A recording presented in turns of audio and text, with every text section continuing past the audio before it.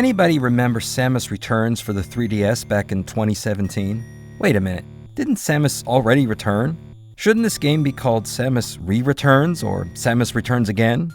Yeah, I know, it's a remaster, or a remake, or whatever. It was a great game that felt just like the good old days of Metroid. Why can't we have more modern 2D games? They're always great. Samus Returns isn't really the focus here, though I will come back to this game at the end to wrap up everything full circle. So you want to stay to the end for the shocking surprise. I want to focus on the first Metroid. It came out alongside The Legend of Zelda and Kid Icarus in the US back in 1987. All three games were brutal, unless you had a guidebook, maps, or any understanding of what to do. That's just the way it was 40 years ago. Here you go, Junior. 3 insanely super hard games with absolutely no help. Enjoy! In Japan, all 3 games had save features, but only Zelda came to the West with this intact. Metroid and Kid Icarus came with a password function. Okay, kids, and I really do mean kids, because if you were born in an era of cloud syncing, it might be hard to wrap your head around that games like Zelda had batteries inside them to save the game. To cut costs, because, duh, batteries cost money, a password system was used for a lot of games instead. Something fun and cool about passwords was that you could enter whatever you wanted. Maybe you'd get lucky, and a made-up password would work, unlocking access to somewhere in the game that isn't the start. In Metroid, one such password has become infamous. Justin Bailey, with all dashes underneath, sends you right to the end with a full arsenal and the best ending.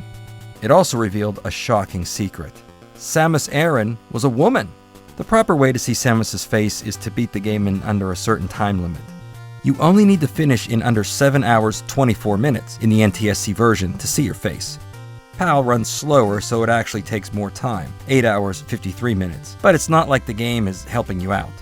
2 hours 24 minutes has Samus in a one piece, and 1 hour or less gives you the best ending.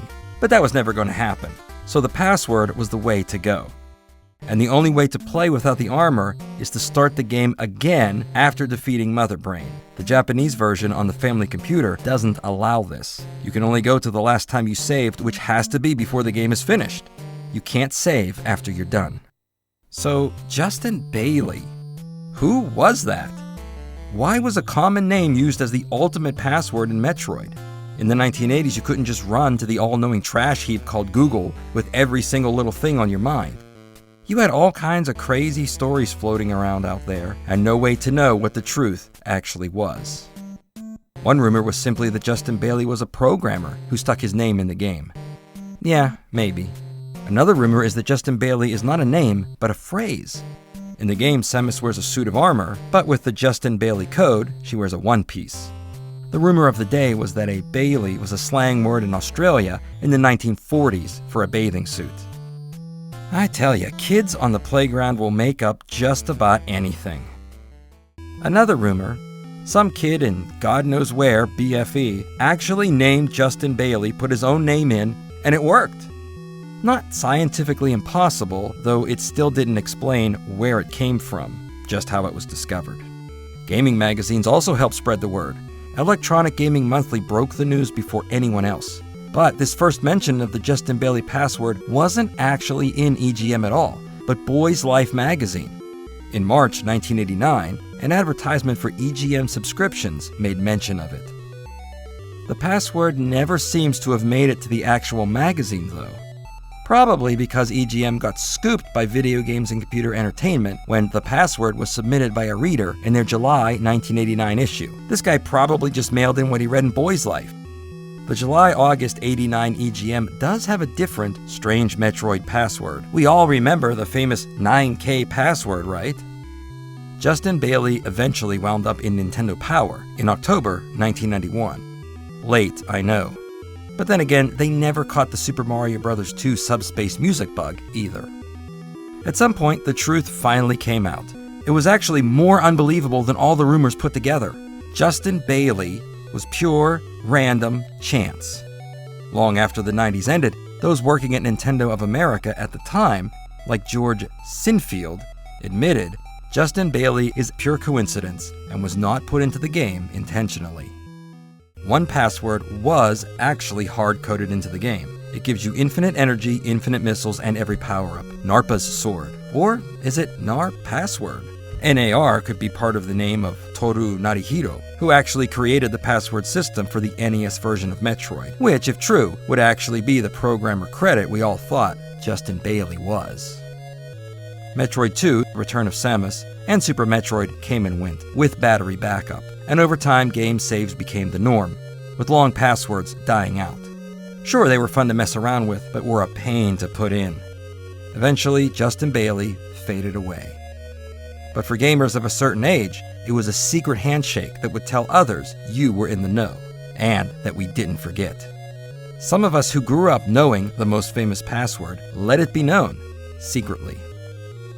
The game Shadow Complex includes an achievement called Jason Bailey for completing the game with a 100% rating in under 2 hours. The achievement icon is a pair of tighty whities. In Axiom Verge, Justin Bailey works as a password and will change the outfit of the character just like Samus in Metroid.